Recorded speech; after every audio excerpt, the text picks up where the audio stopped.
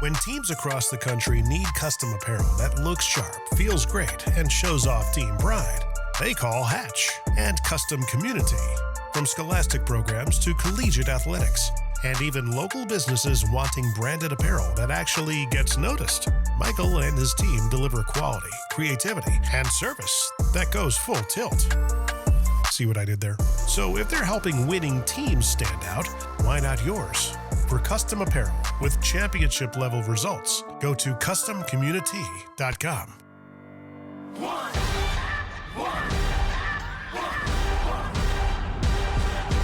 This is the Full Tilt Podcast with Hatch. All right, here we go. Another episode here of the Full Tilt, and we have a great one here. Legend himself, Jamil Kelly. Thank you for having me. Yes, how we doing? Doing well. Appreciate you bringing me on. Oh man, dude, I've been looking forward to this. I've been telling my boy Cody here that I've been trying to get you on for a while. Well, been trying to reach out to you for a while, but I kind of get sidetracked, and it is what it is. But I'm glad it happened though. We're here. Yeah, couldn't be more fitting. Yes. Here at the Cosmopolitan. Yes. The Cosmopolitan, Las Vegas. You know. So this is kind of your spot. So yes. So it's good stuff. I'm very familiar with the surroundings. Yeah, that's good. It's a good place. Good. Appreciate it. Well, like I said, we appreciate you here. I know you're busy with the Open going on, but like I said, man, I've been. It's kind of my admiration of you is kind of up and down, because you used to battle all my Hawkeyes. but like I said, I'm a huge fan, and a huge fan of not only what you've done in your career, but huge fan of what you're doing now currently, and just can't wait to dive into it with you. Thank you. Looking forward to it. Awesome. So, kind of late bloomer. You grew up in California. Started late. Started my freshman year in high school. Yeah. Yeah, I started my freshman year. Football player, 4'11", 95 pounds my freshman year. Fortunately for me, my freshman football coach was the wrestling coach. And he was like, hey, you need to try out wrestling. I'll help you in football. You're not going to make the basketball team. And I was like, I was still thinking I could be Spud Webb or still having my Michael Jordan dreams. And but I like to stay active. And I was like, all right, I'll give this wrestling thing a try. And once I did, I fell in love with it. Yeah. So you grew up in Atwater. Correct. Atwater High School? Yep, 45 miles north of Fresno, right in the Central Valley. Yeah, so that's kind of like the wrestling, that's the mecca there. That whole Fresno, Clovis area, that's a pretty tough area. So. Yeah, it was, when I was growing up, Clovis was still good. Buchanan literally had just been built and started. Right. Central Coast section was a lot stronger than the southern section, but the Valley had always produced a lot of good wrestlers. Mm-hmm.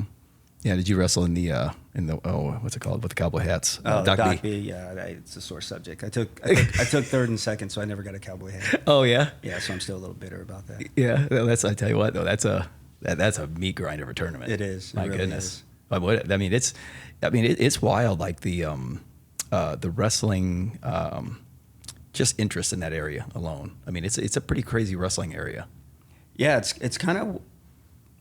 It matches what you think in the Midwest as far as kind of blue collar, just parents and kids, that the way they raise them and want them to go out there and compete and gritty and hard nosed, and I think that's why it's so popular and people just really gravitate towards it. Yeah, because it's a pretty rural. That's the one thing about California in general, is that people, they look at it and.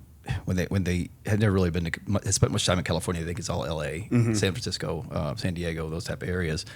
Yeah, but it's a lot of rural area in California. That's obviously one of them. Oh yeah, the Central Valley, that's the agricultural part of California, and we're talking about dairies and almond farms and raising, all the produce and things like that. So it's different from, obviously, like you mentioned, L.A., sunny beach and all that. It's not even close to that. And it gets crazy. That was one thing I remember about Fresno when I was there. So I spent some time at Cal Poly and just going to Fresno in the summertime. And it was brutally hot. Yeah, it can get to, the mid 105 to 110 sometimes. And it's hot. Wow. It's hot. Oh. Yeah. Let me pause you real quick. What the fuck is wrong with these things here? I can't. I got one here and out of one ear. It's not you. You can hear out of both ears, right? Mm-hmm. Oh, maybe it's my headphones. I'm gonna send these bitches back. Okay. All right. Here, pull that mic just a little bit closer to your mouth again. Test. Yeah. Okay. There we go. That better? Yeah. Well, still, I know something's wrong with my headphones.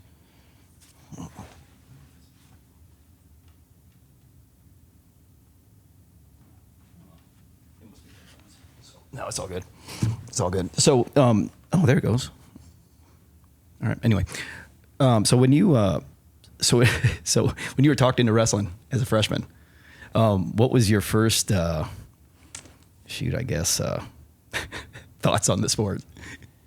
So I had an older cousin that wrestled, and I saw it in junior high, and I was like, this is not something that I want to do.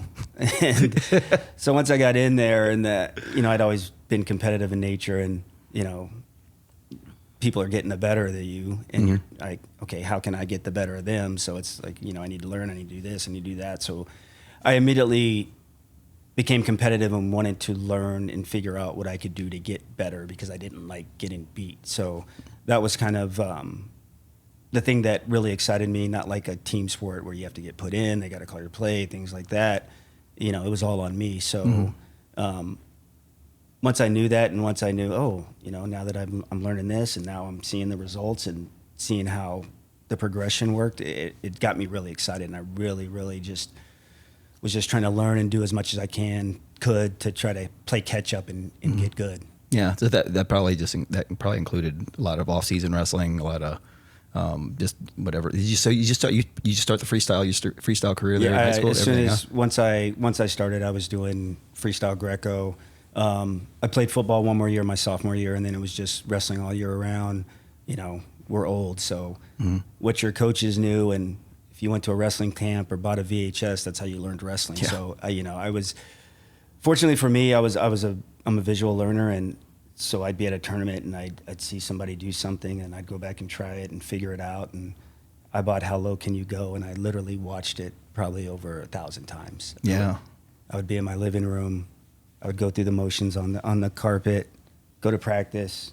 Something would go right or wrong. I'd go back. I watch the video. I'm going through all the motions, and literally that's how I was learning new technique.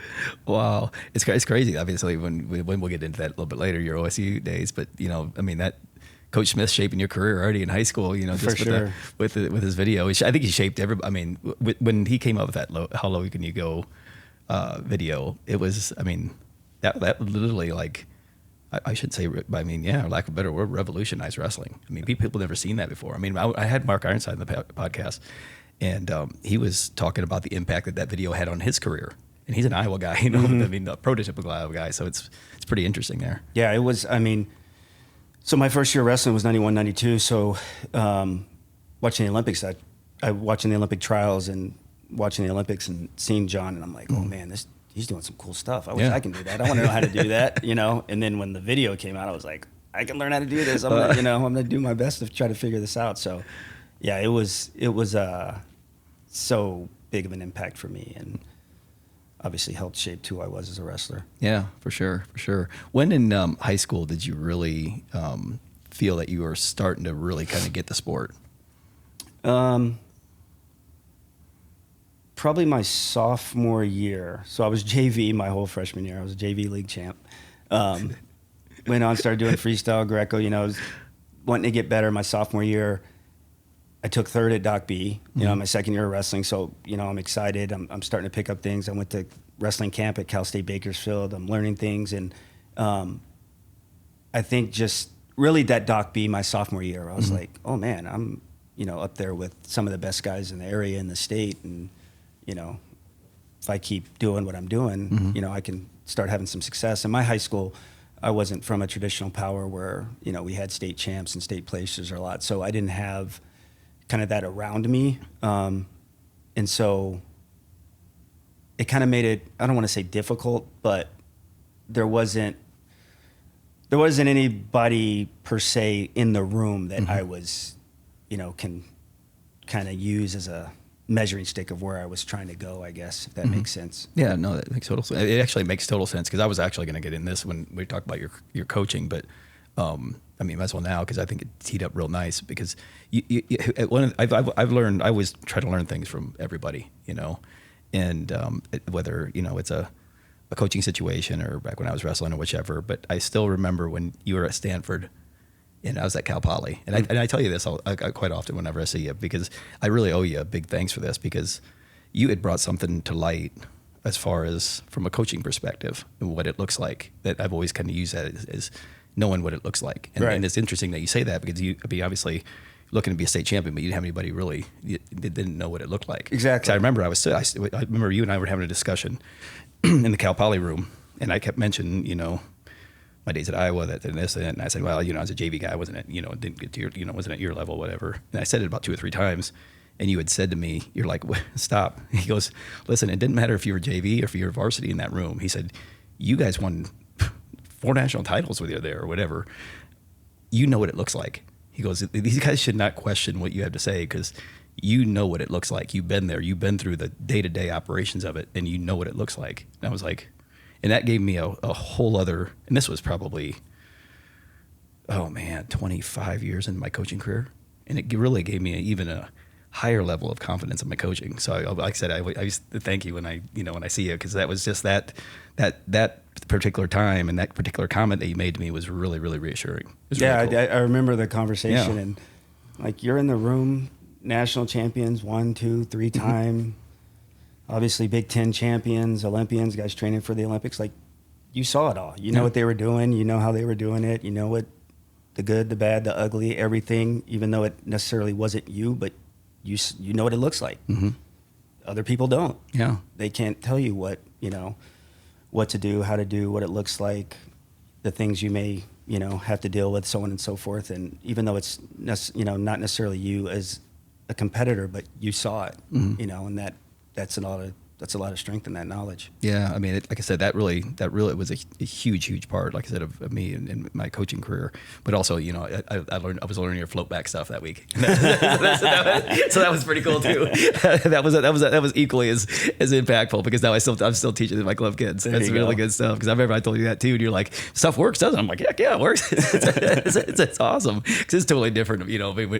Iowa, especially when I was wrestling. I mean, smash your hips on them, and when you down block, you're kind of circling and taking attacks on your feet. Whereas that was just a whole different level feel there, and it was like I said, it was really good. That was a pretty impactful week when you guys came and trained, so it was pretty cool. That's awesome. But getting back to where we were before, I get off on tangents. Oh, good. So it is what it is. But I mean, you didn't have it. It's tough in the high school room. I would think that not having. That's why I have a lot of respect for kids that are their first. I mean, like their school's first state champs. Because like you said, I mean, they really don't have someone there to kind of, all right, this guy's navigated it, and I just kind of do what he does. I just kind of try to figure it out. So I'm assuming that's kind of how it was with you, huh? You just trying to figure it out. Yeah, I mean, and I had a great room. We actually had good numbers. My coach was amazing. Would take me by myself, drive me down to Southern California to Cadet Greco State, and the next week we're going to Cadet Freestyle. Then we're going to Junior Freestyle, and you're driving out here for Western Regionals. And I couldn't have asked for a better coach and support system as far as that goes. But, I'm looking at other people from other schools as far as like that next level and what it looks like, you know what I mean? And figuring out what they're doing and how they're doing it and so on and so forth. Casey Strand was actually a big impact on me. We used to go to a tournament in Concord at College Park High School where he went, and somehow, I don't know why, we kind of gravitated towards each other. I think it was because he did a move. I used to just go up to people. I'd be like, how'd you do that?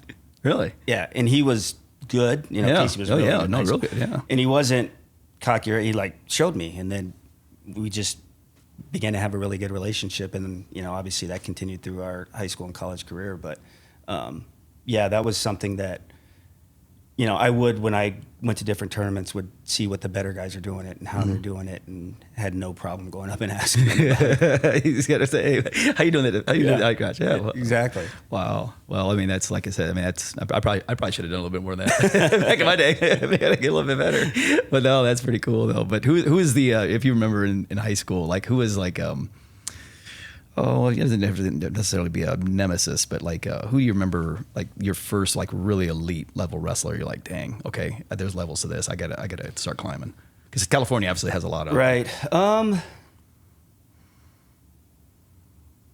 Wow, nobody's ever asked me that question.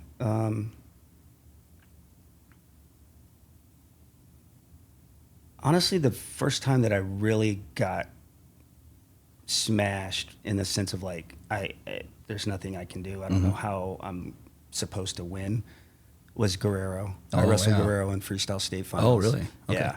And I was obviously, he was kind of good. Yeah, he was already good. And I'm already like, I'm wrestling Guerrero. And you know how that goes, especially in high school. And, you know, I got teched and I was just like, geez, this is brutal. Like, I got a ways to go to get on that level.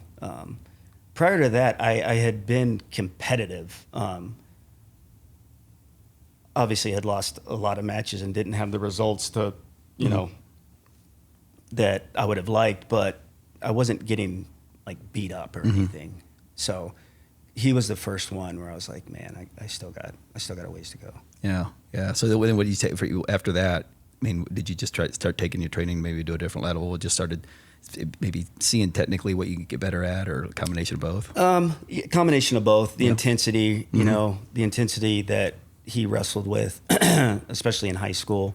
Not especially in high school. He always wrestled with intensity, but the gap was obviously a lot bigger in high school, and just seeing how he would go out and dominate and things of that nature, and how I could try to become more of that and have that confidence and go out there and score points and, you know, be confident that I can take down or do whatever I needed to do, whoever I was wrestling. Yeah. Yeah. I mean, like I said, and I mean, I totally forgot that, like, you would have been around his time wrestling him. Yeah.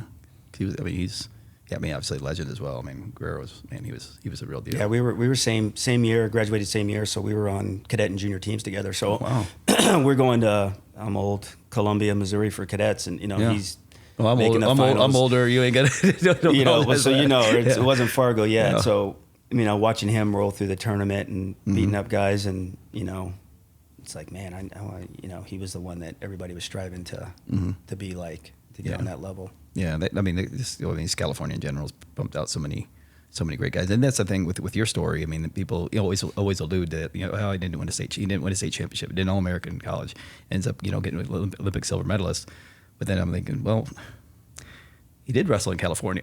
There's a lot of really, really, really good wrestlers that come out of California that never won a state championship. Especially in my time in the 90s, we were really, really good. California was really, really good. Yeah, I mean, there's so many good wrestlers come out of there. I mean, it's like they could be a second, third, fourth, I mean, the top four guy in California and still be really, really good. Right. I mean, you know, and have a great career ahead of them. So, yeah, that's wow. But then you took it from California. I mean, you didn't take it from California because obviously this place is in California. But you went to Lassen first. You started at Lassen.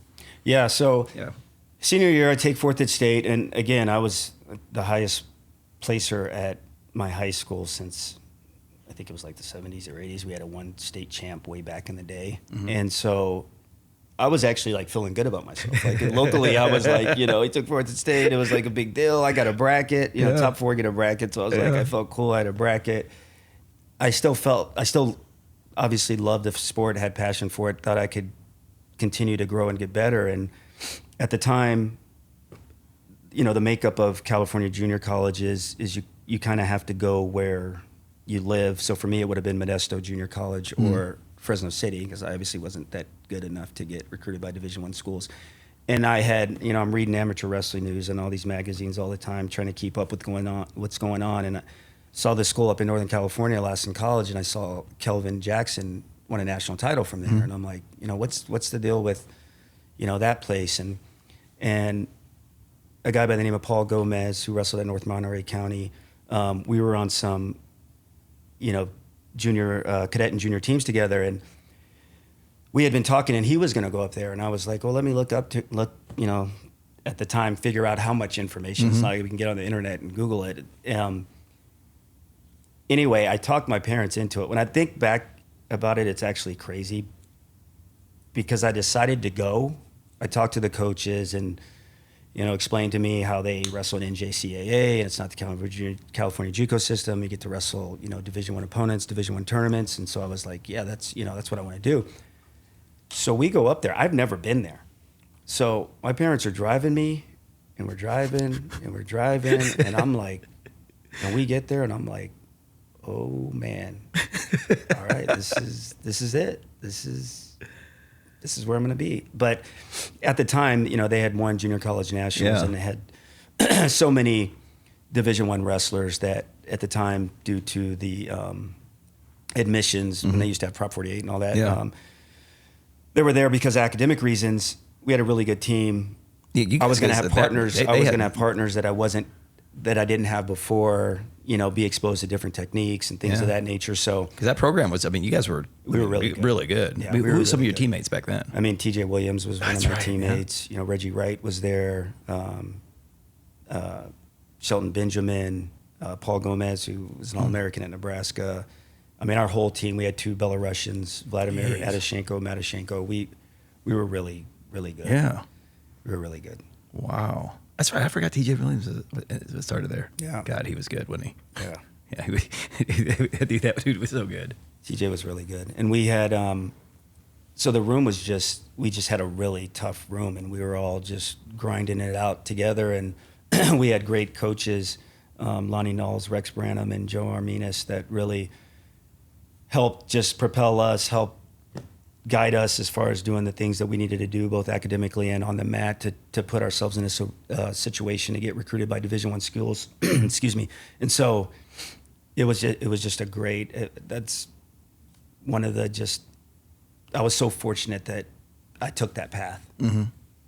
So, Lassen, you said that you guys were just driving and driving and driving. So you were saying it's in the middle of nowhere. Oh, it's in the middle of nowhere. You literally, it's in Susanville, California. It's about 5 hours north of where I live, but you have to go up to Sacramento, into Nevada to Reno, and then back into California. Oh my goodness. Yeah, and I was just, that drive from Reno there is, I'm looking around like, this is not California. Like I don't know where I'm at or where I'm going.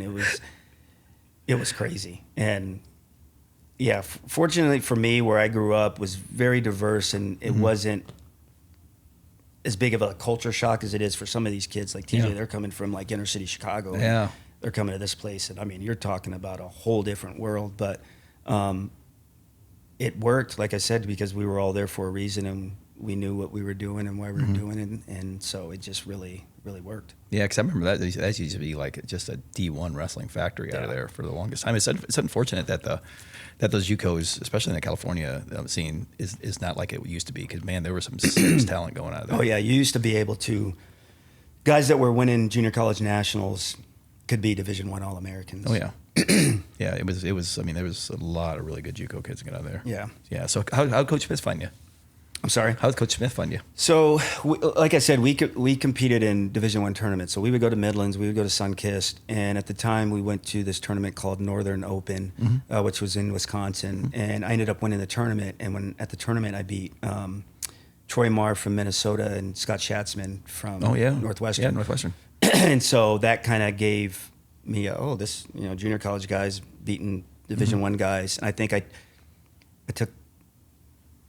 I took second or third at the Michigan Open that year as well. And so I was having good results for a Division I guy, let alone somebody at JUCO. And Coach Perry reached out and said we want to bring you out on a visit, and this and that. And my visit was actually during the World Cup when it was in Stillwater. Oh wow. So it was amazing. So obviously, you've got all these American wrestlers that all I do is see them at the U.S. Open and see them in magazines, that they're all there training. And it was the first time Iran had competed in the U.S. and I can't remember how long. So Gallagher was just filled with Iranians going nuts. And I'm there, and that's going on. And then I'm seeing John Smith, and I'm sitting next to me, and he's like, "We want you to be a Cowboy." I'm like, where do I sign? Yeah. Where do I sign? Do you want to talk about money? I was like, I just tell me where to sign. Yeah. I'm in. And I obviously, Guerrero was there. Mark Munoz was there, I knew him because he was from the same section as me in California. He's amazing. Yeah, Mark is awesome. And Ty Wilcox, who was coming in. So I knew we had a lot of Californians on the team that I had a connection with. So I felt obviously very comfortable with that. And yeah, I was excited. Yeah, man, I bet that wasn't much of a sale pitch there, was it? Once I got there, it was like done. Yeah, done. Wow. So then you get into the Oklahoma State room and start getting into that situation. Now there's a whole other, I'm sure, learning curve, huh? Right. Talk about your early times at Oklahoma State. So, I get there, and I obviously had a tough room in junior college at Lassen, but now I'm in the room with guys that are already national champions. Eric was a national champion. Teague was there. Stephen Schmidt, who had just took second. Jimmy, I had all these guys around me, and I was just like, oh, man. And that began, for me, the mental hurdle that I had throughout college is I just assumed they were better than me because of what they accomplished and what they did and how long they had been wrestling. These are guys, I'm at Fargo, I go 2-2, 3-2. I'm watching them in the finals, and they're winning, and they're going on and making, cadet and junior teams. And now I'm in the room with them, and I'm wrestling and competing with them. And I never fully believed in myself and my ability that I was on the same level as them. And that's just the thing that really held me back in college. Prime example, the first tournament I go to at Oklahoma State was the St. Louis Open. And again, obviously this is before the internet and everything, so you know what you read in, USA Wrestling Magazine, Amateur Wrestling News, but I wrestle a guy from OU. I don't know who he is. I beat him. I come back, they're like, oh man, you beat Lightner, da-da-da-da-da, he's this and that in Oklahoma. And I'm like, oh man, I did? So the next time I wrestled him, I start wrestling not to lose instead of wrestling to win, because I'm like, oh, this guy's good. I wasn't supposed to win. The first time I wrestled him, I think I beat him 8-4, 6-4. It was a close match, but I won. Kind of controlled, I guess, as much as you can control against, two competitive guys. Next match, it was 3-2, and then he beats me 4 straight after that, because my whole mindset and attitude changed because of who he was and what he did versus when I didn't know who he was. Wow. And that was just, like I said, that was my issue my whole time in college. If I was ranked 4th in the country, I'd beat everybody from 4 down. But if I had to wrestle 3, 2, or 1, now all of a sudden I'm questioning myself and not going out there with the same kind of confidence that you obviously have to have and need to be successful. Yeah. I mean, that's wow. That's really interesting. That the first time he wrestled Lightner, he didn't know who he was. Yeah, I had no idea who he was. I mean, Oklahoma State wanted him to be in that spot, and then he signed to OU, and then they recruited me. Wow. Yeah, because I mean, Lightner's pretty good too. Yeah, 4-time Oklahoma State champion. Good. Fargo champion. Yeah, so, yeah, that whole scenario kind of sums up what my college career was, and what kind of held me back from probably doing what I was capable of doing. Mm-hmm. Yeah, I mean, so when you were at Oklahoma, like, what was the training situation there like on a day-to-day training? I mean, I came from the Iowa camp, so I've always been curious about this, and I asked Mako about this too when I had him on, just knowing the difference between the two. And he's like, you know what, there really wasn't much difference. He said both rooms just work really, really hard, and they just want to get better at wrestling. Right. I think, from my perspective, especially as I've gotten older and been around coaching at different places and different styles, there was never a time where I felt like I left a match at Oklahoma State and I didn't know what to do. I maybe didn't execute, but I never, you leave a match and, oh, he was doing this, I didn't know what to do. Or I got here, I didn't know what to do. It was because you didn't execute. Because we went over so much technique and so many different positions, and if guys do this, do that, the other thing. And so I feel like that was the biggest thing, at least for me, is that from a technical standpoint and how much time and energy we spent in technical areas, that it should give you a lot of confidence that I get in these positions, I should know what to do, and all you have to do is just go out there and execute. Right. Now, was it different, obviously, from the way that you guys train? Because you came from a very competitive room at Lassen as well. That type of, in that aspect of it was pretty, there was quite a difference there as well. Probably. Yeah, I mean, just the level of, the intensity was just another level. You're going with guys, all of a sudden, if you take them down or this happens, they're punching walls, there's fights, how it is, especially back then. And you're like, oh man, these guys want to win and don't like that you took them down. And you're just, it's, I learned that and this may come out like when I'm just not doing this for fun. Yeah. Like we're competing. Yeah. We're competing. Every day we're coming in there and competing. You're not just like, oh man, you got me. Yeah. And get up. It's like somebody got the best of you that day. You couldn't wait until the next day and you want to try to grab them, when you're picking partners or when you're going live because you want to get back at them. That's such an interesting point because, like I said, getting back to again when we had our discussion at Cal Poly, that was the biggest thing that I saw. Because obviously I coached at 2 major programs, one at Chattanooga and one at Cal Poly, and that was the biggest difference that I saw, and that's why we weren't where we needed to be, is because of you just hit it 100% right on the head. As far as everybody was competing, just at the highest level, and like you said, I remember the first time I took Terry Brands down twice in a row, and I'll be quite honest, I didn't want to take him down a third time. You were like scared. Like, yeah, oh, I was like, you know what? I know I probably shouldn't say, okay, I'm done for the day. That's not going to work. That's not going to go over very well. Right. I really don't want to try to take him down anymore. I think I'm just going to let him get a couple here. Whereas probably Mark Ironside probably just, probably Mark Ironside probably just kept trying to take him down. Whereas I'm like, I don't know. I'm not sure if I want a piece of that, but that's how the room was. But then, you start learning and you start being a little competitive. And obviously I wasn't as competitive at that level, but I could 100% see that being the similarity in the two rooms, just just the competitiveness of the people in there. And that's when you got a bunch of competitive people in one room, shoot, you barely need to even run practice. Yeah, you can just sit back and watch because they're gonna do what they need to do if you have the right guys in place. I'm not gonna go out and party or do this so I can go in there and you can beat the heck out of me and be okay with that. Yeah. Like, no, I'm not doing that. Yeah. You had too much pride and too much, fight and grit to let that happen. So, it was obviously the typical iron sharpens iron saying and how it was. Yeah. So back in your days, who was your main training partners and the ones that you used to really get into it with? Probably Eric. Eric was the one that everybody hated going with him because it was hard. I'm sure in your room, like you said, Brands and Irons, it's going to be hard. He's not going to take it easy on you. If he can score 100 points, he's going to score 100 points.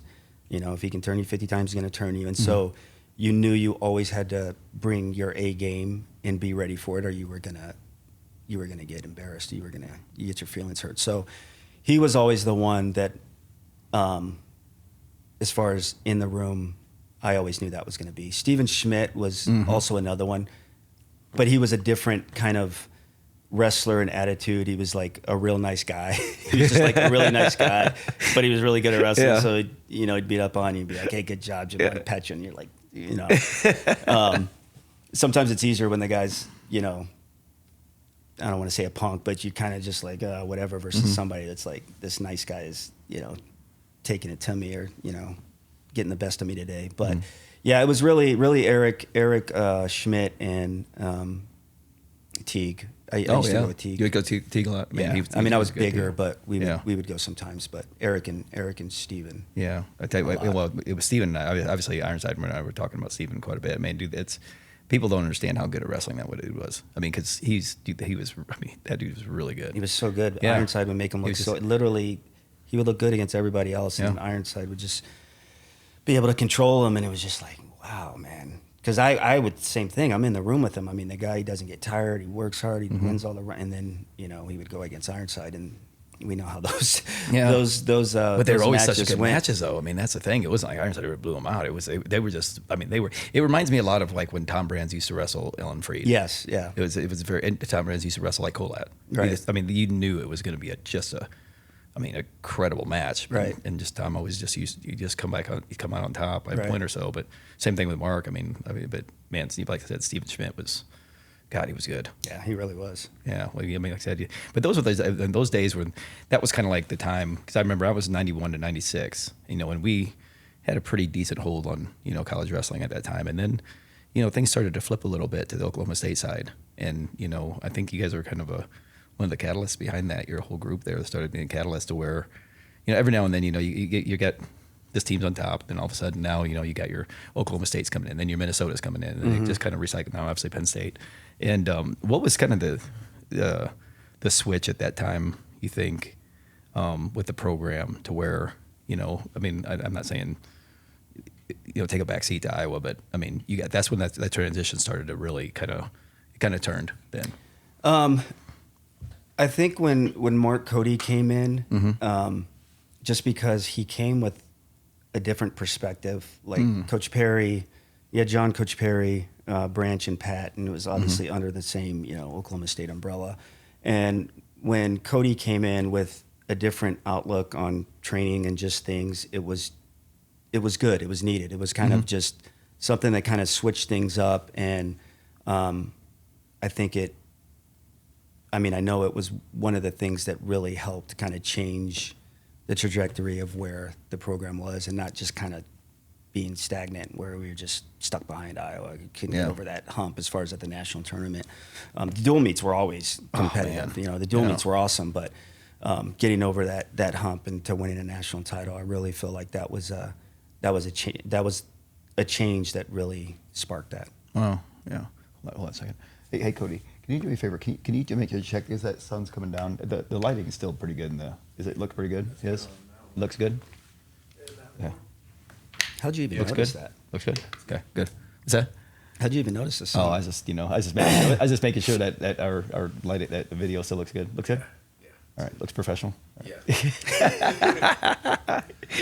Oh, well, like I said, you mentioned the duels in Gallagher, Iowa, and you mentioned the duels at Iowa, the Iowa duels, and the Iowa Oklahoma State duels were awesome, always have been. And what was it like wrestling in like those environments in Gallagher? I mean, because that's a really cool place to wrestle. It was amazing. You know, for me, I only lost one time in Gallagher. Just obviously, as you know, the energy, having the fans around you and supporting you, and just it just felt like you were going then onto the mat with another kind of person with you. And you didn't want to disappoint the fans, you know. You didn't want to disappoint the fans. You wanted to go out there and compete to the best of your ability, and it was just easy to feed off that energy and go. And we were the old Gallagher, so it was small, loud, and very, very, very just intense environment. So it was awesome. Yeah, I'm glad I got to experience it during that time in old Gallagher. Yeah. What was your biggest win in Gallagher? Michael Lightner, my senior year, after he won. I'm sorry, he took second, so he was runner-up. He was ranked number 1 in the country, and I think I was like 4 or 5.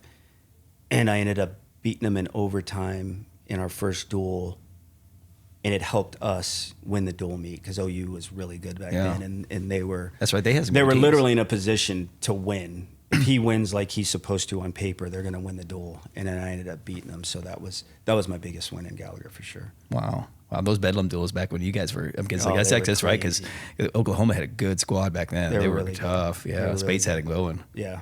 Wow. Because did you guys wrestle? You used to wrestle them twice, Yep. home and away. Home and away, yeah. What was it like wrestling on the other side of it? It was Is it pretty wild over there too? not as much. I mean, because we kind of like, as I'm sure Iowa was at the time with Iowa State, like you knew you were going to win. No matter what, you knew you were going to win. Right. Somehow, somewhere you were going to win. Right. So there was never like doubt in your mind that you were going to lose. Even if somebody slipped up, this guy lost or that, you were like, we're going to win. We're going to figure it out. And crazy enough, it would just happen that way. Somebody would lose or something would happen. It would look like everything's going their way, and then we would pull an upset over somebody that was projected to win for them on paper. And yeah, they were awesome. I mean, the dual meets were so much fun back then. Not that they're not now, but you know, and for us, with being, you know, one of the top programs, so we obviously had that with Oklahoma, with Iowa, and with Minnesota. So it was just really great. It was really great. That was just an amazing time in college wrestling. Like you just mentioned 4 teams right there that, I mean, with you guys, Oklahoma, Minnesota, and Iowa. I mean, just that had monster rosters that were really, really good wrestling. Right. I mean, that was the thing. That was some really good wrestling back in that era. And then we, you know, everybody went to national duels. Yeah. So national duels. So That's sometimes right. we would That's wrestle right. OU. You know, besides the conference tournament, along with the conference tournament and the duels, you could wrestle them 3 or 4 times a year. Yeah, that's right. Yeah. Yeah, like I said, I forgot the little national duels like that because everybody went. Yeah. Yeah. I tell you what a great tournament that was too as well. Yeah, it was awesome. Yeah, I wish we could get something like that back up again. I mean, that to where the timing made sense. I know it's a different day and age now. It's a lot tougher and so forth. But man, that was such a cool tournament. Yeah, it really was. It really was. But what was it like wrestling for John Smith? That was the first. Well, I mentioned the Guerrero, but the first time I wrestled with it, I was like, I don't understand how somebody's this much better than me. Like, I think I'm a pretty good wrestler and athlete, and obviously, Stephen may get the better of me, Eric may get the better of me, but John, I was like, there's nothing I can do. He's doing whatever he wants to do. Like, this isn't. I don't understand. Yeah. Like, it was. You could accept it because it was John Smith, so that's how you just kind of, well, it's John Smith. That's why he's John Smith. But it was just like, wow, this is actually amazing that this guy's this much better than me. Wow. Yeah, I mean, because obviously it's probably too, because I used to wrestle Coach Cable all the time. I probably wrestled him more than in my 4.5 years that I was at Iowa. I probably wrestled him more than anybody on the team. Really? I was just the right size. I mean, he's getting older at that time. He's mid 50s, maybe late 50s, whatever, and I was the right size, right skill level. It wasn't like he was going to grab McIlravy and Ironside on a daily basis. Yeah, exactly. I mean, literally 3 days a week. But still, I mean, his was like such a grinding, like he was so good on top, and he just liked to I mean, I told multiple. I mean, listen, man, if we were still wrestling, if he didn't want me to get out, I'd still be laying there 20 minutes later. But I always wondered like what it would be like wrestling John, because, I mean, I'm sure he was good on top as well, but he was so much more of a technician on his feet, and not that I'm dying to wrestle John Smith. I don't really want my ass kicked, but I was always wondering what it was like. He was so strong. Yeah. Like, you see him and you're like, but his hips, hips were so heavy, and if he got his hands locked, it was like he was going to finish. Really? Yeah. And then his snaps, it was just everything. You just felt so off balance all the time with his movement, with his hand pressure, and then if he got a hold of you, couldn't stop it. Yeah. Yeah. It was game over. Wow. Still hitting low singles at that time, wasn't he? Oh yeah, more of the snaps, more and the high snaps? crotches. Yeah, back then, more of the the fake snap, high crotch, duck unders. So I'm just like, geez, you had me on a seesaw, just going up and down, up and down. Did you ever feel like walk away from a workout with him? You're like, well, at least I did this today. You remember? Or no? There wasn't any moral victories. No. No. None. I like, oh yeah, I got to his leg, or this or that. Yeah. He didn't wrestle us that much where I got that many feels to try to like, all right, I'm going to do this today, I'm going to do that today. It was one of those, we'd warm up in the beginning, and if he started warming up, everybody's kind of looking around and be like, oh God, who's he going to grab? Who's he going to grab? And you actually didn't want to be the one to get grabbed. So at the time, usually it was, it was more like Eric and Stephen and Teague that were getting more of the reps for him for obvious reasons. They were better guys, deserving more attention. So I didn't get it that much. Yeah. Well, I used to get a lot. So listen, man, you get missing much. If it was anything like my situation in my experience, it wasn't all it's cracked up. I was like, I'm not upset about it. Yeah, it wasn't all it's cracked up to be. Right. What was it like wrestling for him? I mean, because I've had, and I actually just talked to him a couple weeks ago about being on the podcast, and he said, yeah, absolutely, I'd love to do it. And he's always been so, not only so nice, and I've always enjoyed my conversations with him. I mean, they've usually been pretty short, relatively short, but he's such a just an amazing wrestling mind. He really does. I mean, he's got just an incredible understanding of wrestling. It's amazing. I mean, obviously he's a 6-time world champ. I mean, so of course, but what was it like wrestling for him?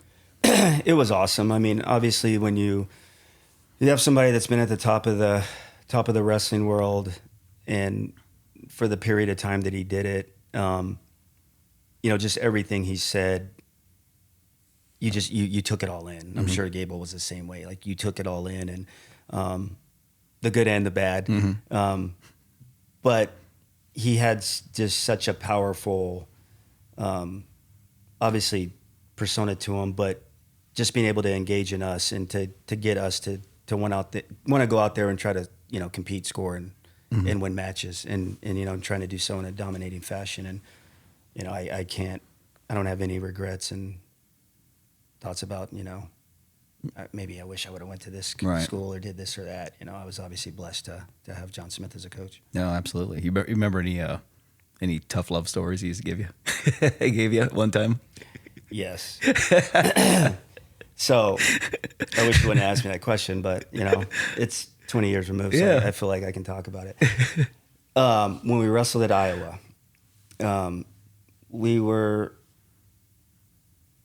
Iowa was 1, we were 2.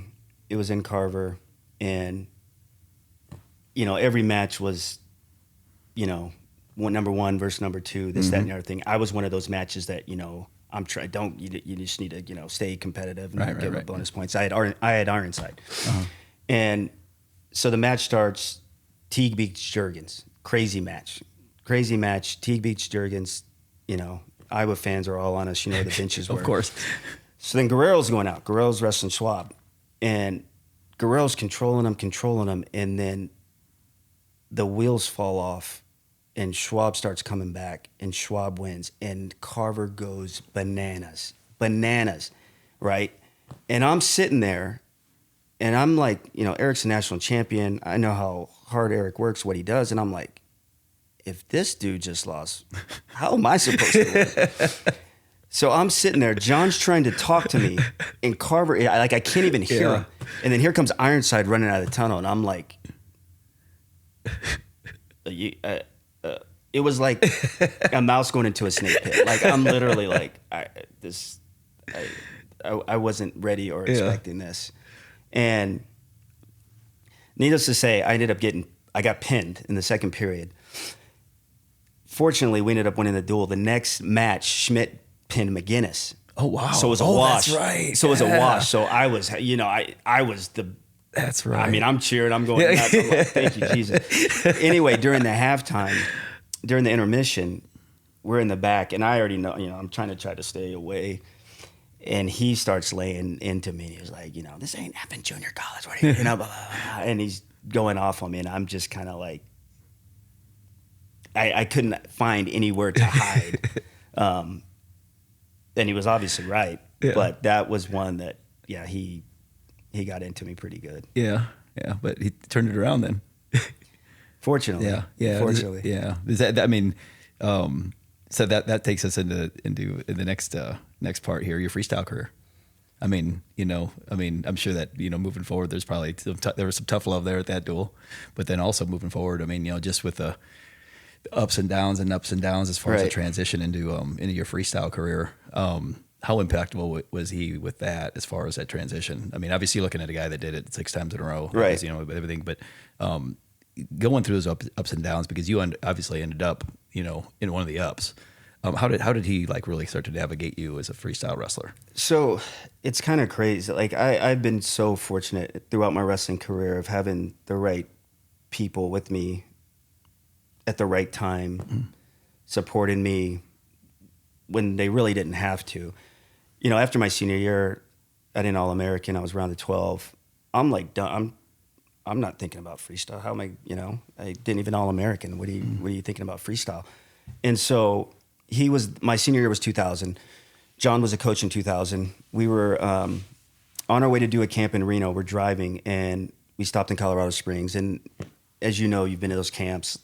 The Olympic team, world team guys, they just grab partners or whatever. Mm-hmm. So Colet's going with Abe, and Abe he gets hurt. And John was like, jump in there. So I jump in with Colet, and, we roll, and I don't think anything of it. Go do the camp, go back to Stillwater. Teague Moore is a friend of Kerry. They're both from PA. They knew each other. Colet calls Teague and says, hey, do you think Kelly would come out and train with me in West Virginia? And Teague asked me, and I'm like, yeah, sure. And, I'm like, I know who Kerry Colet is. So I start trying to get in the best shape I can. I'm thinking this is going to be nuts. And so, he calls, hey, I'd love for you to come out, blah, blah, blah. All right, I fly in. We end up training, and, you just kind of click with a partner, and things are going well. And in the room, that was the one thing, too. I was one of those people, in the room, no pressure, doesn't matter. I was really good. And so, I was competing with him, And Abe was still injured. It was his ankle or knee or something. And Kerry goes, hey, do you want to go to Sydney with me as your training partner, as my training partner? And I was like, yeah, of course. I don't. What am I supposed to do? I don't have a passport. I've never been overseas, and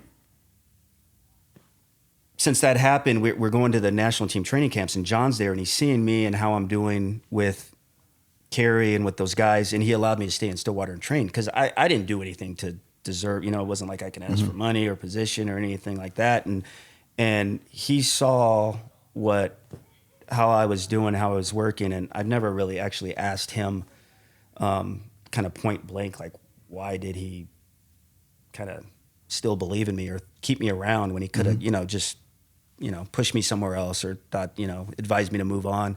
And, he did, and he allowed me to stay in the room. And, once that whole experience of going to the Olympics with Kerry, that literally was 2000, was when I was like, I want to give this a try. Wow. Like, no kidding. I'd never thought about it before that because it never seemed like an attainable goal. Yeah. It never seemed like anything that was, in reach.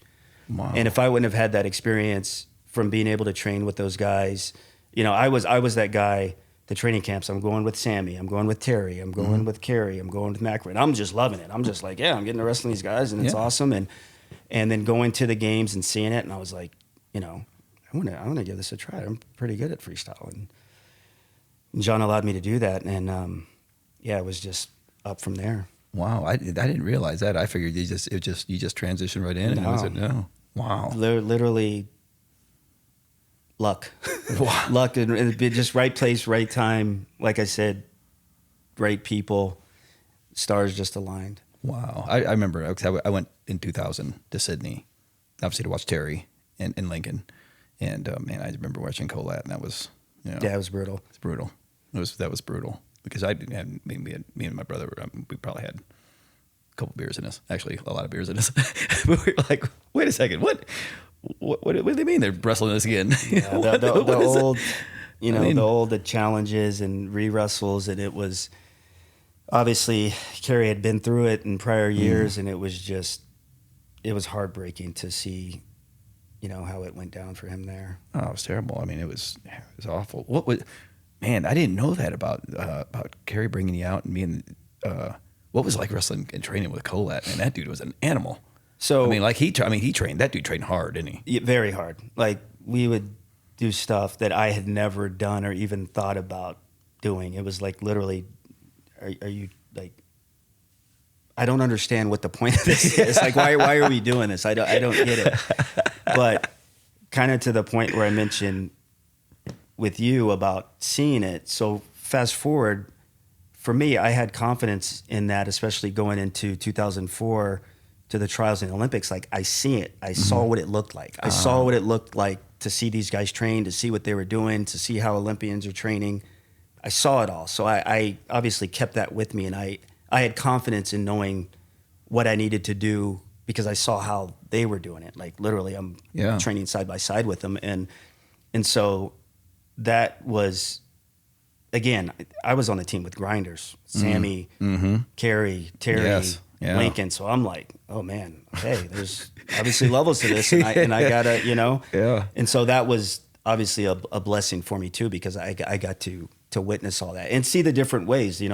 They had their own little different ways of doing things and how they did it. And so, I was able to figure out which one fit me the best. But yeah, that whole experience really helped me, not only confidence wise. We used to do matches, and one match Terry asked me to go. I'm going with Terry, and I was really good on bottom, so I didn't get turned by anybody. So I was more confident on my feet and not worried about passivity and things of that nature. And he's beating me with 2-1 with like 15 seconds left. And DeRose, the official, rest in peace, Mike. Yeah. And I double leg him right into a lace, and I beat him. And he goes bananas. He goes bananas.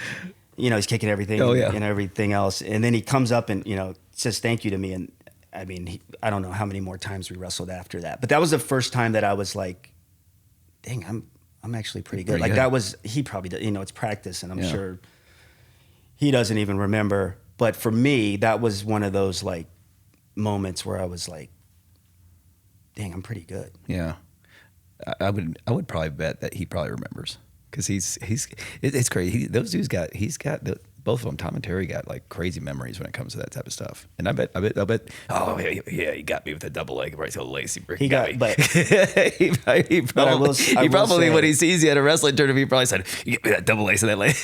I will say, so in 2004, we used to have training camps in New Orleans at a facility that James Ravinack had, and John puts me with Terry. You know, and at this point, my confidence is wise, and I'm like, come on, I got it. Mm-hmm. So I throw him, I turn him, I'm up 5-0, right? Game over in my mind, right? Yeah. So he scores a couple takedowns, and I'm, 5-1, 5-2, 5-3. And John's doing one of those, like, 10 seconds left, like 30 seconds left. It got to 5-4. 10 seconds, I'm holding him off. And John just lets it keep going till I get taken down. Lets it keep going because he sees I'm just reeling and Terry's coming. Yeah, Terry takes me down, and we go into overtime. He takes me down, and then I'm the one flipping out. I was so mad. So he actually got the last one on me, but man. The circumstances I will say are extremely suspect. I think if the time was right, I think I would have had them both, but. Yeah. If you guys weren't on John Smith time. Right. And then John he does one of those, looks at me and starts smiling, and I was like, you son of a bitch. I was so mad. I'm getting mad thinking about it, actually. Oh man, that's hilarious. Hold on. Is that That one's full. Oh, it is? That's fine. It's all good. Yeah. But these are good, right? This one's still going. Yeah, these are good, right? No, yeah. Okay, yeah, these are the two more important ones. We rarely use that angle anyway.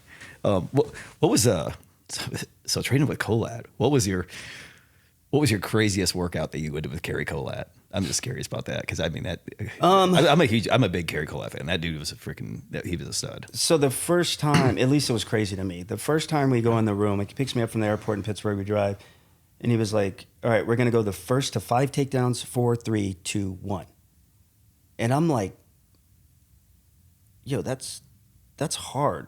Like, I'm not." That bad, like the first to 5 and then the first to 4 and 3, like yeah. So and we did it, and I can't remember the time. I actually beat him to 5. I beat him to 5 the first time, and then I can't remember when we got to 4 if it was like 2-1. But anyways, that was like crazy to me. Like wow. 2 high level guys. Yeah. I mean, I wasn't high level at the time. In my mind, I'm better than that to say the first to 5, the first to 4, the first to 3, the first to 2. The first to 1. Takedowns. I like that little sequence. I like that. That is I'm stealing hard. That's gonna be really hard.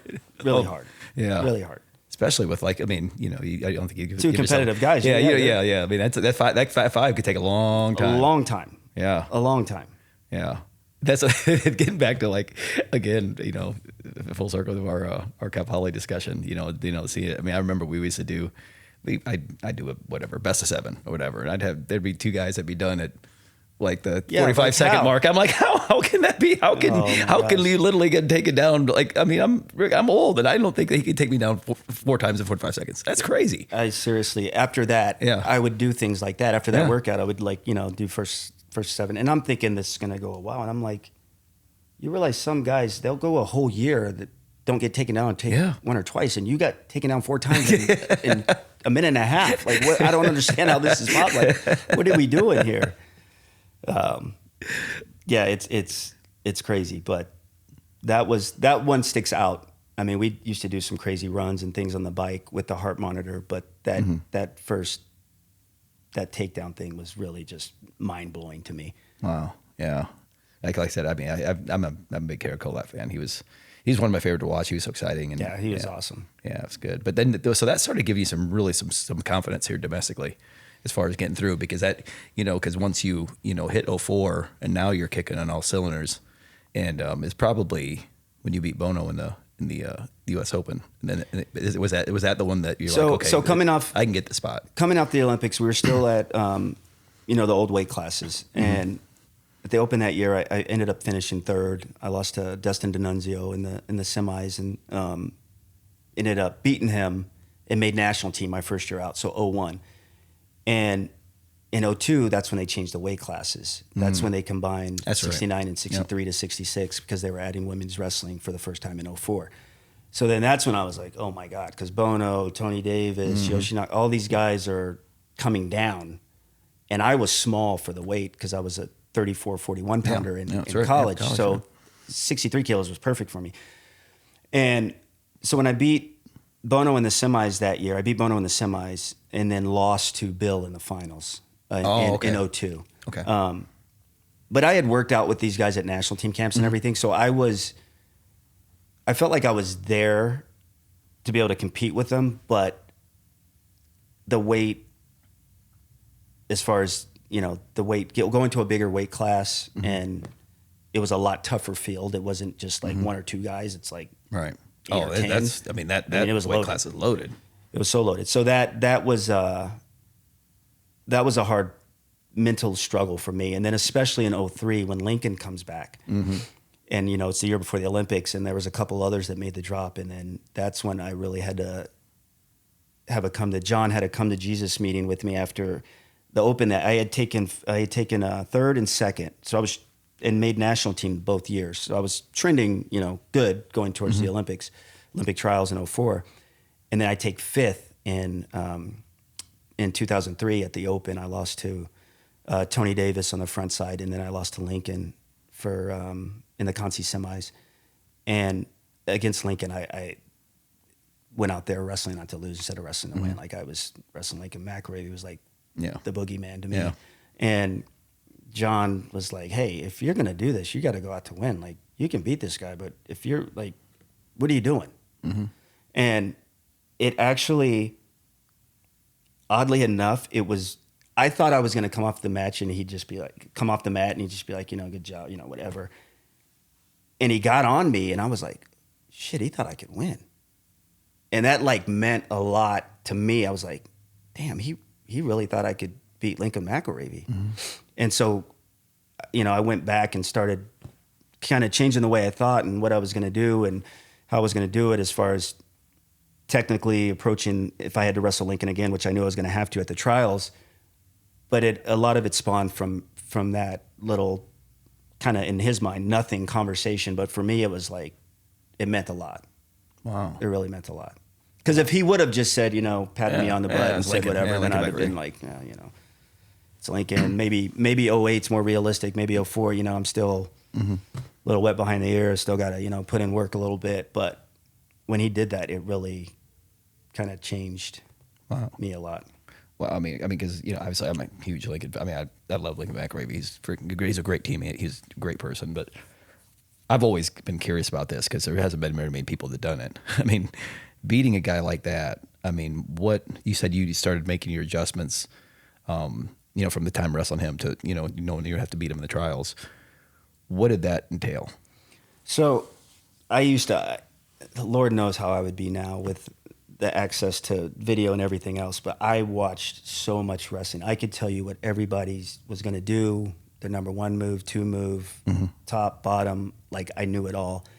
And he was so hard because he was so unorthodox. Everything was so unorthodox. So some things that if you watch the match in 03, like, you grab his wrist, he goes double wrist, he does his drag and his boot scoot. And so I started working on literally like jumping out of it. Like if he goes for his drag to his double, I'm going to try to jump out of it. Like if he just beats me on it, I'm just going to try to jump, something as simple and silly as that. But it was, I worked it and just where to position myself as far as his hand fight and trying to stop from him getting to his boot scoop position, which he still got on me. But the biggest thing so in the 03 trials I had, since I took fifth at the Open, I had to wrestle Tony Davis first match, who I split with at the Open. He beat me on the front side, and then I beat him on the back side. That dude was good too. Yes.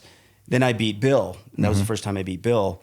And then I had Lincoln. And John comes up to me and is like, hey, I've seen this guy wrestle. If you get on him, he's going to be coming at you out of control, and you can control the match. And I'm like, well, that's easy for you to say. Like he blanked me the first time. I didn't come close to scoring. So I'm like, oh, okay, yeah. Like you just go out and score on Lincoln, and he's gonna wrestle. So he said that, and at first that's the way I took it. I was just kind of like, okay, yeah, that's easy for you to say. And then I was like, you know what? I'm gonna try to throw him. It was like, because I know he is kind of unorthodox, and he might challenge me if I get there. So I'm gonna try to do it. So And I had been working on this throw for a long time. Like I said, I watched a lot of film, and I saw Satiev do it, and I had been working it. And if you go back, like I was trying it on Bill, and I couldn't get it. Bill was staying real tight, and I couldn't get it. But I kept trying. I was trying to get it, and I couldn't get it. Well, anyways, I come out, and I get Lincoln in it. I come out, I hit an underhook throw, and I'm up 3 points on him. And I mean, you know how, as soon as we get back to he's on. I mean, it was 3-3 within a matter of 10, 15 seconds after I scored. And I'm like, oh my gosh, here we go. And how am I going to figure this out? And he tried to gut me. There was short time left in the first period. He tries to gut me. I step over him, so I'm up 5-3. So then I was gaining a little bit of confidence and knowing like, all right, I'm feeling his attacks, but now I just got to deal with this pressure. Like obviously Lincoln's coming and he's coming and he's coming. And now I just need to take advantage of what he gives me. And one of the opportunities, he boot scooted me, got to 5-4. We got in another kind of similar situation, and then we went to do it. I just stepped over it because I knew he really kind of sells out on that side. And so I just stepped over it and I exposed him. And then that put me up, I think it was 3 with like a minute 20 left or something like that. And then I was able to kind of control it and ended up winning by a point. But that obviously was a huge win. And, I think I was literally talking to somebody the other day, besides Bill, I think maybe Townsend. I don't know what other Americans beat him in freestyle. Yeah. I mean, Bill at the Open that year, and I think maybe Townsend Townsend in 96. Yeah, that's right. I think that's it. That was when he was just getting on the scene. I mean, Right. he was, because I mean, he really got beat in college. I mean, Marionetti, Right. and Northwestern, right? His first match in the Carver Arena. What was his name? Was it Northwestern? I thought it was Michigan State. No, it's his very first match. Drew Periano. Oh, Yep. Really? Drew Periano was his very first. I remember I was in Carver Arena. And there was obviously there was a lot of hype around, and not hype, but I mean, everybody couldn't wait to see Lincoln McIlravy wrestle. Right. And he had a nickname and everything. His first match, he lost his first match at Carvalho Arena. Drew Periano, Northwestern. Yeah. Wow. And then he lost. Actually, I think he lost in the Big Ten finals to, I want to say Dan Spildy, maybe was his name, but I know he lost in the Big Ten finals, I believe. But then he came back and won nationals that year, beat Abbas in the finals, right? In that crazy wild match, right? So, but then after that, it was crazy until Marionetti beat him, which was pretty wild too. But yeah, I've always wondered that because I just like you say, you've seen it, like when Schwab did that to Guerrero, you're like you see what goes on every day, and you see what how good he is and how hard they work, and then, golly, how could this guy? I mean, how can this happen? And I knew, I mean. He was like the boogeyman to me because in 2000, when I worked out with him, I couldn't do anything. Yeah. I mean, he would just beat me up. Gable asked me, he was like, because I was good on bottom, and Gable was like, go down on Lincoln. Lincoln gets on top of me and turns me, and I was like, I guess that wasn't that good. And I was like, thanks, coach. And then he retired and he was coaching, so I would see him at the training center and stuff, and then. When he decided to come back, I'm like, no. Yeah. And obviously the weight cut, he wasn't the same wrestler. Yeah. That weight cut took a lot out of him. But that was, mentally, that was a really big hurdle, big obstacle. But once you hop that hurdle, what you think, like as soon as you beat Lincoln McIlravy, you're like, okay, this is, I mean, that had to do a lot for you moving forward. I mean, going into, and then I still had Bono in the finals, who I had obviously already wrestled and beaten before. And I mean, for those guys, it was more easy for me strategically and from a confidence standpoint because I knew they weren't going to change too much from what they do. They might just do it harder, and try to do little things. But like Lincoln and Tony Davis for me were the most because I literally didn't know what they were going to do because they can do so many different things, and I didn't know what. So that after getting over that match with him, yes, it definitely gave me a lot of confidence going into the finals. Yeah, but then obviously the 2004 Olympics. You make the team, get the Olympics, and you're obviously not one of the heavily favored athletes there for sure. But what would you, from a confidence perspective and your mental, like just the way that you approach the games in 2004, what do you think really helped you kind of propel you to the finals there? So one, I said, I was literally tell you, because it was a blind draw back then. That's right. Yep. It was a blind draw. You didn't know who you were going to wrestle. So I knew everybody. I knew what everybody's go-to was. I was a real analytical person when it came to wrestling. And then if I felt you and if I wrestled you once, I can make adjustments. That was the other thing. Having wrestled Lincoln at the Open, it gave me, I had something tangible to kind of figure out what I needed to do. And so once I got the draw, the Azerbaijan and the Moldova guy who I had in my pool, I obviously hadn't seen him, but I had watched film and stuff and enough to feel confident and know if I went out and did what I needed to do, I would, be able to get my hand raised. And the Russian was a different animal because I had lost to him at the Urigan. And because he was a pretty accomplished Russian. I mean, junior world champ. I think he won it a couple years after. And he won Urigan that year, beat a world champion, and then he beat Tadiev in the Europeans, and that's when they decided to let him go. And so, having wrestled him, I knew strategically some things I was going to do different in that match to put myself in a position to win. And then obviously getting in the situation that we got in the match when I was able to expose him. But I was his first loss. I was his first international loss. Really? Yeah, he never lost. Wow. Yeah, so that was obviously, again, having wrestled him before and kind of knowing from like I said, for me mentally, confidently knowing, okay, if I make these adjustments, I can put myself in a position to win this match against him. Mm-hmm. Yeah, because like I said, any Russian athlete they put on the team is going to be pretty darn good. Oh, yeah. But he, like I said, I think he ended up winning. He's a couple world champ. Yeah, he won twice after that, and then he had he beat Satiev twice, and then had that controversial. I think he actually won, but he lost to him in the finals of the Russian Nationals in 2008 to make the team. Oh, because he went up to 74 kilos. Yeah, so Tadiev, I mean, he was always one that he was pretty. That dude was really good. Yeah, he was one. Is he the best guy you ever wrestled? You think Tadiev? No, Murtazaliev. Really? Murtazaliev, from the sense of I still, even though I ended up beating him in the semis, I couldn't figure out how to get to him, how to take him down. Tadiev, he's definitely one. If I feel like if I wrestled him again, I could have made adjustments and put myself in a position to win.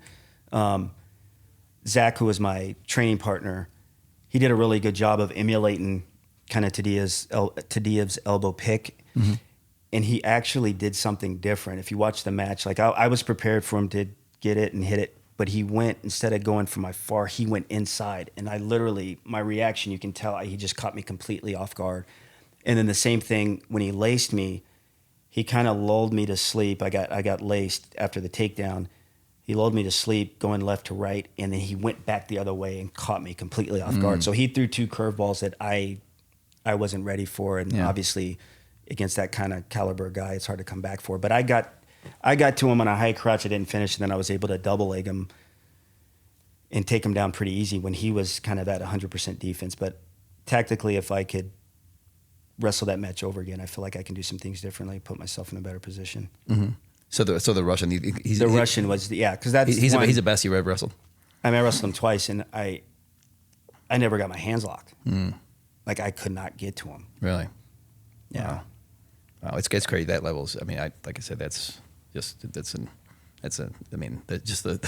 room for error at that level is just crazy. For sure. It's crazy. So when you're overseas, like I said, I mean, I know I'm kind of jumping around with your international career, but what's a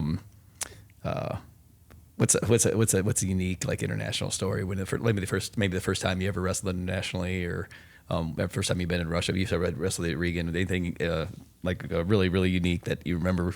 So this is different. The first time I went to Urigan, I heard about it. It's long travel. You fly to Moscow, you stay there, you overnight, and then you take another 6 or 7 hour flight to the middle of Krasnoyarsk, it's Siberia. And it's literally like the Rocky movie. Like you get off the plane, it's freezing cold. You got to grab your bags. I mean, really, it's literally negative. Like that. Yeah, it's literally negative 20 degrees, 25 degrees. And so we get there and we get to the arena, and a lot of these people, they've never seen a black person before. Like they've never seen one. So they're like, everybody's wanting to take pictures and touching their skin, and they're like putting and it freaked me out at first because I was like, I was kind of, but then I was like, well, if I never saw a black person before, or Asian person or whatever, I could see, because you're literally in the middle of Siberia. They don't go anywhere. There's no black people there. So they were like, really, me and Daniel. I mean, we had to sit in an area where like security had to make sure the kids are just they're like looking at us and wanting to take pictures, touching our hair. Like it was crazy. It was crazy. Yeah, the first time that I was just kind of like, yo, this is wild coming overseas. Oh wow, this is nuts. So that definitely was the craziest. Crazy story. The second one, I got a couple. Oh, The one that one sticks out. And when I went to Iran, I can't remember the year. This was as a coach, not as an athlete. But we were in a bazaar and we were just checking out things, and somebody asked to take a picture, and not knowing any customs or anything, and it was two females, and I go and put my hand on her shoulder like in America to take a picture. Oh yeah. And they're like, she thought she saw the devil. Like, she like froze, and they were like, no, you know, cannot touch it. And I'm like, oh, you know, I'm sorry. They obviously know I don't know, but I didn't realize how much of a no that was, and like, you know, potentially, could have been bad for her. Like, I could have got this girl stoned, and she didn't even do anything. She wanted to take a picture, and I touch her, and I'm like, oh my God. But then after all that, I'm like, you know, every time somebody has to take a picture, I'm putting my hands behind my back and everything else. But yeah, you start to, that's one of the cooler things about going to different countries, especially countries like that, and learning different cultures and how they do things. And, you know, whether you agree with them or not, you can kind of see the perspective of it and be like, all right, Yeah. Wow. Yeah. I mean, what was like wrestling in Iran? It was, so I was a coach. I didn't get you're a coach. I actually never wrestled in Iranian. As a coach, though, it has to be It was awesome. Experience. The people were awesome. Yeah. I had a great time. The people, they loved us. The fans are passionate, you know, and they love good wrestling. Like, they appreciate good wrestling, not just if it's an Iranian. Obviously, they want it. But if you're going out and hitting good technique and you're good, they'll cheer you for being good. Wow. Yeah, I would have no problem going back. I went twice, and both times were awesome. Yeah, I keep hearing that. I mean, everybody has, you know, just the ones that have been to Iran. They, you know, it's really interesting to hear like how just nuts about wrestling they are. Yeah. They just love the sport. It's just amazing. But you mentioned coaching in Iran. You've been, you know, you've had your share of coaching experiences too. I mean, you've done a great job at everywhere you've been. Which your first coaching experience when you got out of Harvard? Harvard. That's right. Harvard was my first coaching job. What was that like? Your first coaching experience? It was especially at a place like Harvard. You're talking about a whole different mix of the academics. I'm literally going from Stillwater to Harvard, like complete opposite. That was the probably biggest culture. Like, you would have thought when I went to junior college or when I went to Oklahoma, but going from Oklahoma to Harvard was a real culture shock for me. And just like, man, all of a sudden I'm in a city, you know, they're telling us we got to move mats. I'm like, wait, what? There's an arena, there's nobody there. I'm dealing with the kids. They're like, I can't go to practice. I got a test. I'm like, what is going on? And at the time we were really good. That's when Harvard was, really kind of, you know, really putting out a lot of good wrestlers.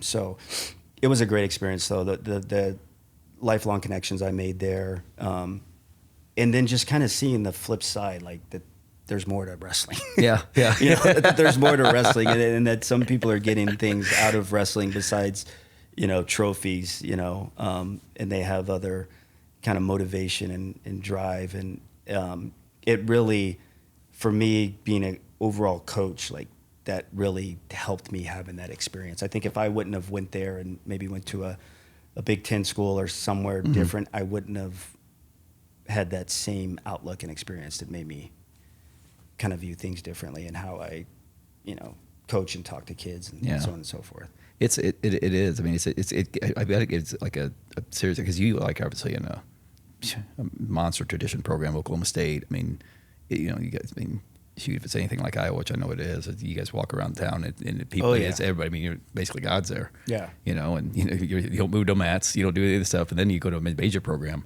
And it's like you got to do everything from the smallest little minute detail to all the way up. I mean, I remember we were doing at Cal Poly in Chattanooga, and it's just like I bet Ohio State's not doing this. Right, I guarantee they're not doing this. Right. And that obviously helped me as I went to other programs because once I went to Harvard and we had to do everything. There's no DOps, there's no operations. You're doing everything, and I'm just like, oh man. So it obviously prepared me for other positions and being comfortable doing that and knowing it's not all like it is in Stillwater. Exactly. What do you like so much? 'Cause I know obviously, as I see you coach and you've done an amazing job everywhere you've been. What do you like so much about coaching? I think just from personal experience, knowing how much, you can obviously have an impact on an individual and help them do something you didn't do, like this past year, being in Trent's corner, coaching him win a world title is something I didn't do. It almost feels better, as crazy as it sounds, than when I was competing. Because when you're competing, things are in your control. When you're coaching, it's not, right? So you're out there going through all the motions and emotions and things of that nature that you have no control over per se. And so just helping and seeing those athletes achieve their goals and do things maybe they didn't think they were going to do, or get over different obstacles is just I just really enjoy it. And I think a lot of it because of the way my career went. I think that's something that means a lot to me. Now you mentioned and that's what I was going to get into with your past year here with Trent, which was awesome, by the way. I remember I messaged you. I think I texted you or messaged you one of the two and said, hey man, congratulations. That was awesome. And you had mentioned something about, I learned a lot as a coach, and we had to give and take because we had different styles. And I think either you had said that in a message or you were this is another interview too that you were that I was listening to about that. What was the adjustments that you had to make with just getting him prepared and your relationship with him and getting him to basically achieve the gold world champ? That's we call ourselves the odd couple. I like joke about it, but I literally coached against him his whole career. When I was at Arizona State, I'm coaching Zahid against him. When I was at UNC, I was coaching our guys against him. So he was like the guy, the arrogant, he's doing this crap. I'm like, you guys can't stop an underhook? Like, what is wrong with you? You can stop an underhook. You can do this, you do that. So, and stylistically, we're completely different, And when Pat reached out and I come into the room and we start working, like, we immediately, he respected me. I obviously respected him. I knew he was a good wrestler. I wasn't trying to change who he was or what he does. We used it more as, this is what you like to do. If I was wrestling you, this is what I would try to do. So these are the things we need to work on because you got to, this X, Y, and Z can happen. And I think it honestly, just from the rip, it just was a smooth transition, and really just because we both respected each other and we didn't try to change each other. I wasn't trying to get him to start hitting low singles and crack down high crotches, and he wasn't trying to, tell me you got to do this, you got to do this. Whatever I told him to do, he would do it. And I mean, he's obviously a great kid and great family, and that's one of the reasons he has a lot of success. If you say, Trent, all right, we're going to run 10 miles today. All right, coach. Hey, Trent, we're going to do this. He'll do whatever his coach tells him. He has that level of respect, and obviously it made easier from the way that the progression went. And I think the other thing is I communicate everything because I'm one of those people that like it. So I would say, this is the plan. This is what we're going to work on. This is what we're trying to accomplish. And then as you see it, as you're going to, tournaments beforehand and seeing things kind of play out and work, and obviously that helps build the relationship and build the trust. And yeah, it's just been a great combination. Yeah. You mentioned his underhook. How do you stop his underhook? Because you just said, you're like, okay, if I was wrestling you, I would. So if you were wrestling him, how would you stop underhook? I can't tell you that. Okay. I can tell you what I think I would try to do. A lot of people think they can stop it. Yeah. They think they can do things, but the thing with him, it's the amount. Yeah. I mean, you might stop 5 or 6, but there's 15 or 20 coming. I know. So that's the whole part that's, you may think you got it and you may have it for the first minute, first 2 minutes, first period, but you still got to do it the 4th minute, the 5th minute, the 6th minute. I'm sure you felt it. Yeah, it's very unique. It's very unique how he does it, and how he's able to get, generate enough power to get through it and do what he does. So it's, he's, besides just Donnie, nobody's been as effective with it as him. Yeah, he's an animal. He's an animal. And so are you, Jamil Kelly. That was a great conversation, man. Thanks so much for doing this. Oh, thank and like you. I said, man, I wasn't. I'll be honest. I wasn't the biggest fan in the late 1990s and the early 2000s. Not that I hated you by all means, but shoot, man, you're freaking knocking a bunch of my Hawkeyes around. Come on, man. but that's the cool thing. I like I said, I have not only the utmost respect for people in other programs, but I love being friends with people from other programs. And like I said, you're a really, really great human being and amazing coach and a great wrestling mind. And like I said, and one that's definitely made an impact on my coaching career, just with taking time and sharing knowledge with me and at Cal Poly. That was a lot of fun. And like I said, I appreciate your friendship. I really appreciate your time. Yeah, I appreciate you, man. Thank you. Yeah, absolutely.